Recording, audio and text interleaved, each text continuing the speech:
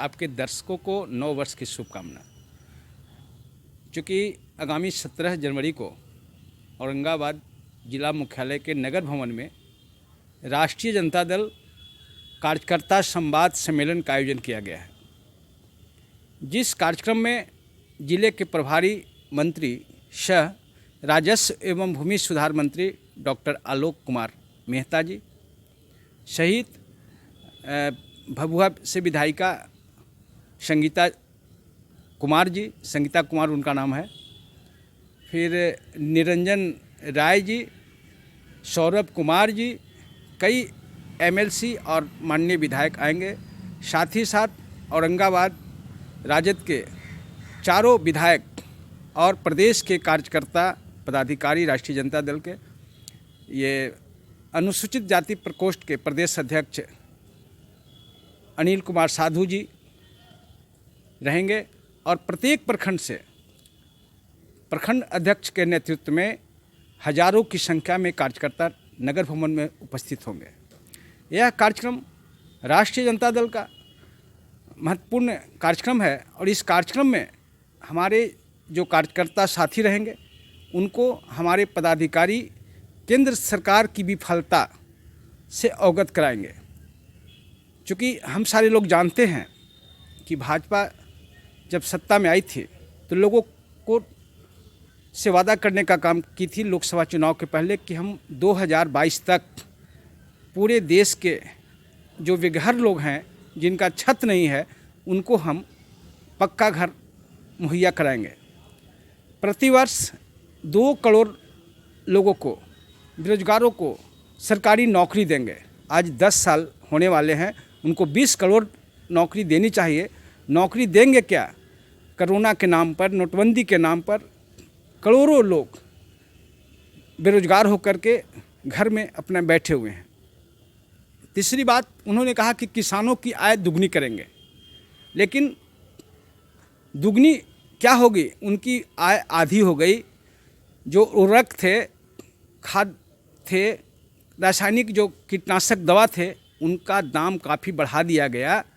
किसानों को उत्पादन का लाभ नहीं मिल पा रहा है। इसी तरह से हर एक महंगाई को नियंत्रित करने का काम, प्रत्येक भारतीयों के खाते में 14 लाख रुपया देने की वादा की थी, लेकिन सभी वादाओं पर वो विफल रह गई है। केवल लोगों को झूठा सजबाग दिखा करके, हिंदू मुस्लिम कर करके सत्ता में आने का काम की। अभी भी देख रहे हैं, जब देश के नौजवान, जब गरीब का बच्चा जब पढ़ने लगा तो नरेंद्र मोदी जी की सरकार, नरेंद्र मोदी यहाँ के युवाओं को, देश के नौजवानों को भटकाने के लिए तलवार और त्रिशूल की बात कर रहे हैं। लेकिन देशवासी अब सजग हैं, जानते हैं कि भाजपा के सरकार में भारतीय संविधान को खतरा है और ये मोदी की सरकार भारतीय संविधान को समाप्त करना चाहती है। प्रजातांत्रिक व्यवस्था में इनकी कोई आस्था नहीं है। प्रजातांत्रिक व्यवस्था को ये समाप्त करना चाहते हैं। अभी 22 जनवरी को ये जो राम जन्मभूमि अयोध्या में जो मंदिर का प्राण प्रतिष्ठा का आयोजन किया गया है, आप उसमें देश के महामहिम राष्ट्रपति द्रौपदी मुर्मू को क्यों आमंत्रित नहीं किए? यह देश की जनता सवाल करती है। राष्ट्रीय जनता दल इन बातों से कार्यकर्ताओं को अवगत कराएगी। और हम राष्ट्रीय जनता दल जब 2020 में चुनाव लड़ रहे थे, माननीय तेजस्वी यादव के नेतृत्व में राष्ट्रीय जनता दल चुनाव लड़ रही थी, तो वादा किया गया था, हमारे नेता ने वादा किया था कि सत्ता में आने के बाद मैं 10 लाख युवाओं को सरकारी नौकरी दूंगा।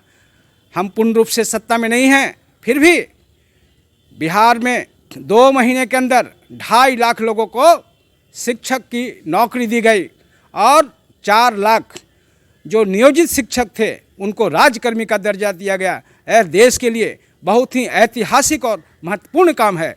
जातीय जनगणना करा कर बिहार सरकार ने पूरे देश के लोगों को दिखाया और बताया कि हमारी इतनी आबादी है, हमें इतनी हकदारी मिलनी चाहिए। साथ ही साथ आरक्षण का दायरा बढ़ाने का काम माननीय तेजस्वी यादव जी के नेतृत्व में माननीय मुख्यमंत्री नीतीश कुमार जी ने किया, जो बहुत ही सराहनीय है और जिसका अनुकरण पूरे देश के जनता चाहती है। पूरे देश की जनता चाहती है कि देश में जातीय जनगणना हो, आरक्षण का दायरा बढ़ाया जाए और इन तमाम बातों से उस बैठक में हम अपने कार्यकर्ताओं को अवगत कराएंगे। इसीलिए संवाद कार्यक्रम, कार्यकर्ता संवाद सम्मेलन उसका नाम रखा गया है, नगर भवन में आयोजित किया गया है और बड़ा भव्य कार्यक्रम होगा। बेहतरीन तैयारी की जा रही है। उस दिन औरंगाबाद को राजद में किया जाएगा और लगेगा कि पूरा चप्पे चप्पे पे हमारे कार्यकर्ता साथी तैयारी में लगे हुए हैं। होर्डिंग, बोर्डिंग, बैनर और पताखा से नगर भवन तो सजा ही रहेगा, पूरा शहर सजा रहेगा, पूरा शहर राजदमय रहेगा। राजद के लोग अपने लोगों को कहेंगे कि देश बचाना है, संविधान बचाना है। लोगों को गांव-गांव जा कर के और कस्बे में जा कर के, मोहल्लों में जा कर के, झुग्गी झोपड़ी में जा कर के लोगों को प्रशिक्षित करना है कि इस बार के 2024 के चुनाव में पीछे वाली गलती को दोहराना नहीं है, भारतीय संविधान को बचाना है।